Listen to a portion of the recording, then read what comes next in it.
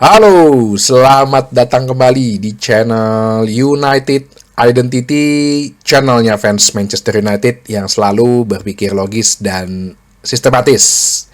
Oke, ini baru gue akan bikin preview ya untuk game pertandingan kita tandang melawan Fenerbahce di Istanbul, Turki, yang dimana game ini sepertinya sih cukup menarik ya, sangat menarik, bahkan menjadi perhatian juga karena walaupun ini Liga Eropa tapi ini kan Manchester United, yang dimana perjalanan Manchester United di kompetisi Eropa tidak hanya di musim ini, bahkan sejak musim lalu belum berjalan dengan mulus gitu ya.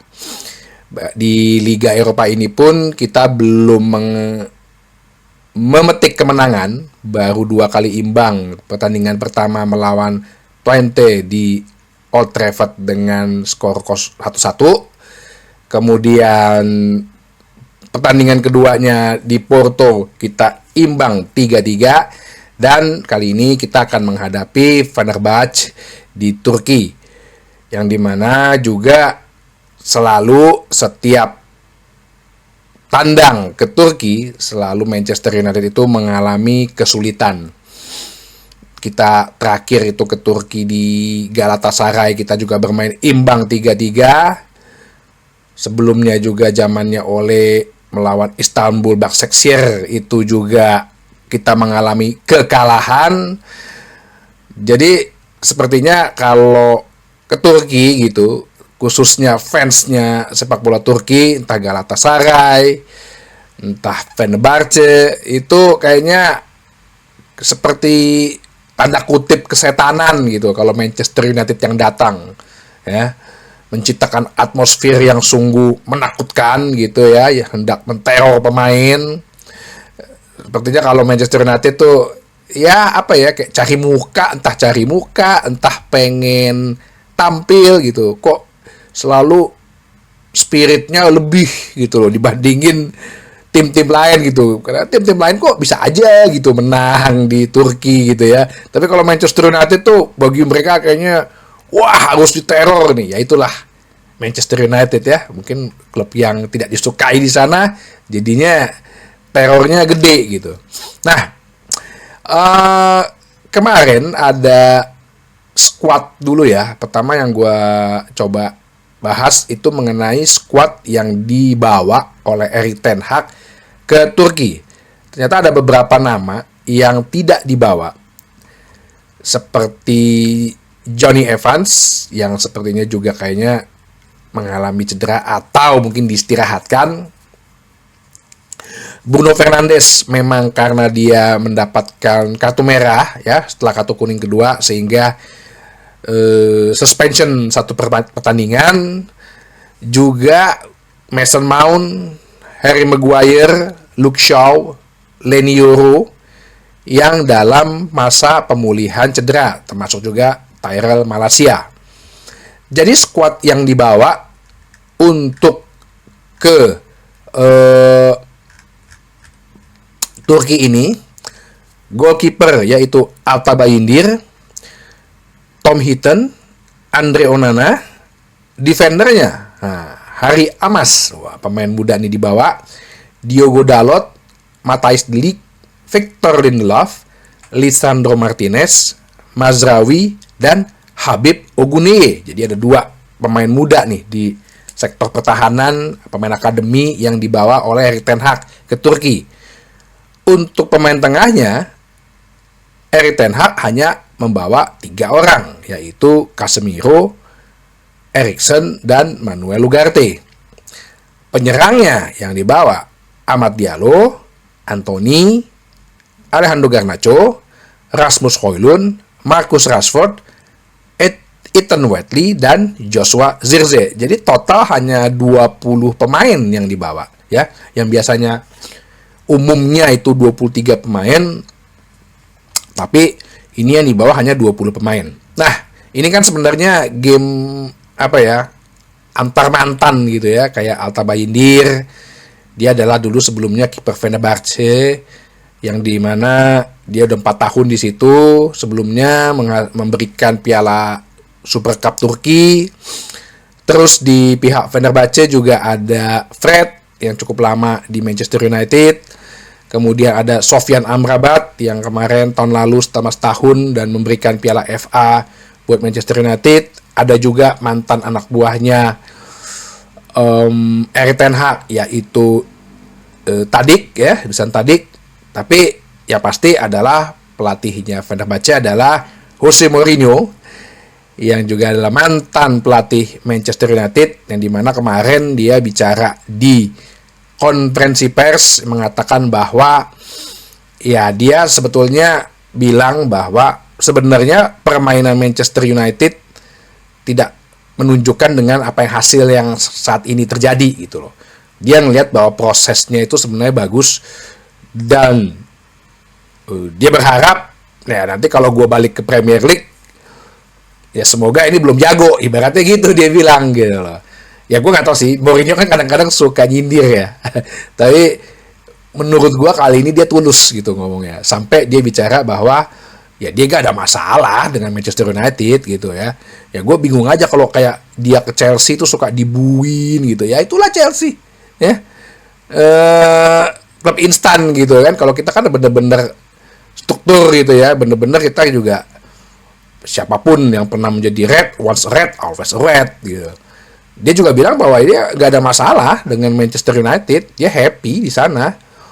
Bahkan dia bisa kasih trofi Eropa, terus dia bilang dia bisa bawa ke peringkat 2. Ya kalau misalnya Manchester City itu kalah dan dipotong poin, ya bisa juara dong katanya. Gua mestinya dapat medali sama dapat bonus gitu ya. Kelakarnya dia, gue nggak tahu deh apakah dia meyakini itu Manchester City akan kena potong, nggak? Gue nggak tahu. Tapi yang pasti di konferensi persnya si Erik ten Hag sendiri pun juga dia bilang bahwa ya secara tadi pertama gue bilang atmosfer, ya menurut dia sih saat ini ya mungkin dia berusaha untuk menenangkan juga pemain-pemainnya, itu bukan menjadi isu gitu ya. Yang penting katanya ya walaupun ambience stadionnya emang besar ya begitu ya, selalu Turki ya, tapi itu dijadikan sebagai motivasi. Ini press conference-nya Erik ten Hag nih, dia didampingin oleh Christian Eriksen.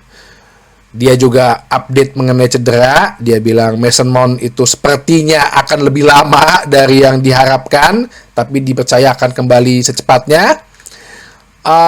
Terus juga untuk ditanyakan target ya, dia bilang bahwa ya sekali lagi dia bilang dia menang kompetisi domestik. Jadi menurut dia bahwa ini adalah kita Manchester United selalu pengen mencapai dari suatu hal yang besar gitu ya, kesempatan besar kita pasti akan capai. Mengenai penampilan di Eropa yang tadi gue bahas juga, bahwa ya alasan dia adalah ya ini kan musim baru mulai, mungkin nih setelah ini akan jadi batu loncatannya nih untuk kembali kepada performance yang baik.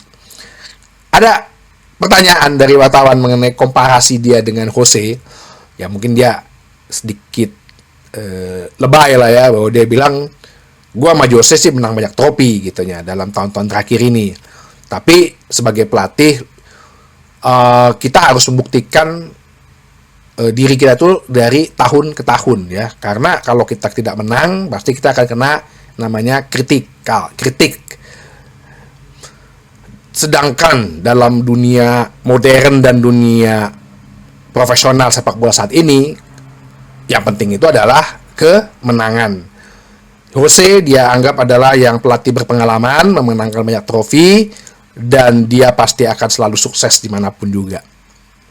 Dia juga berkata bahwa ya gue senang akan ketemu dengan wajah-wajah lama ya, yang dia bilang tadi, yang gue bilang sebelumnya tadi, seperti Dusan Tadic, Fred, Sofyan Amrabat. Ya pasti mereka akan menghadapi tim yang bagus. Nah, jadi untuk game nanti gimana nih khususnya ya untuk game plan sama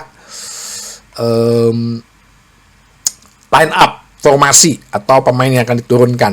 Kalau melihat dari susunan pemain ya, karena kita juga harus berjuang di liga, gue sih melihat bahwa Christian Eriksen sepertinya nggak akan diturunkan dari awal ya. Kenapa gue bilang gitu?